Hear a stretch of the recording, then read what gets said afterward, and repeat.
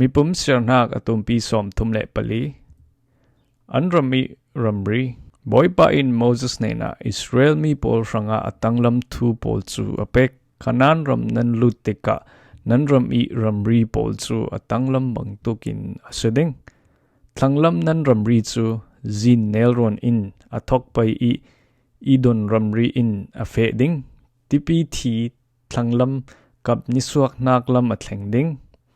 Chun arkabim tlangkhom lama avung suak pai I zin in afe ding I Kadesh Barne tiang thanglam a avung ding.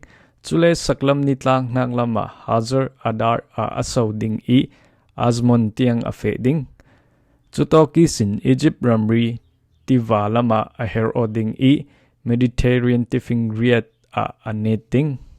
Nitlak nak ramri chu Mediterranean tifing riat asiding. Saklam ramri chu Mediterranean in hortlang tiang afe pai I chutoki sin harma tlang khom tiang afe pai. Chule zebda le zifron tiang afe pai I harza ena a aneting.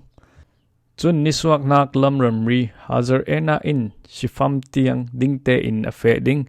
Chuin hua ai in niswak nak lam I a ummi harbel a avung swak ding I chutokin Galile tili niswak nak lam kami tlanga avung ding I Jordan tiva tlun in tlanglam a tipi thi tiang asuk ding.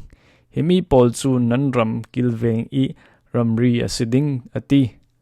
Chun Moses in Israel mi pol nena hiram chu boypa in nanma rin kwa le ashrek pol nen I alopek mi ramasi I chamcho fungzukin nanchaw ding mi ramasi. Rubin le Gad rin pol le Manasseh rin ashrek pol chu Jordan tiva I niswak naklam Jericho khatlam rala aninsang cher in ram anzem ozaw asi tia ati. Ramzem ding how to pol. Boy pa in Moses nena puitiam Eliezer le nun I fapa Joshua in Ramzem ok chu tuanvo an lak ding. Chule an ma bom tu dinga rin khatin how to pakhat fing ril ola atanglam bang tukin la o. Judah rin in Jefune I fapa Caleb. Simeon rin in Amihud I fapa Shimuliel.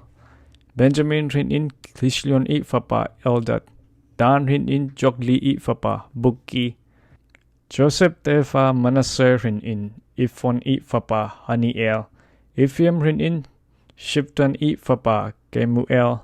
Zebulun rin in Parnaki fapa Elizabeth. Eskar rin in Arzan I fapa Paltiel. Asher rin in Shalomi I fapa Ahihud. Naphtali rin in Amihud I fapa Peldael tia ati. Hi how tu pol chu kanan rama Israel mi pol frang I ramzem tu dinga boy pa I fiel mi ansi. Mipum Siarnak atumpi som thumle pali.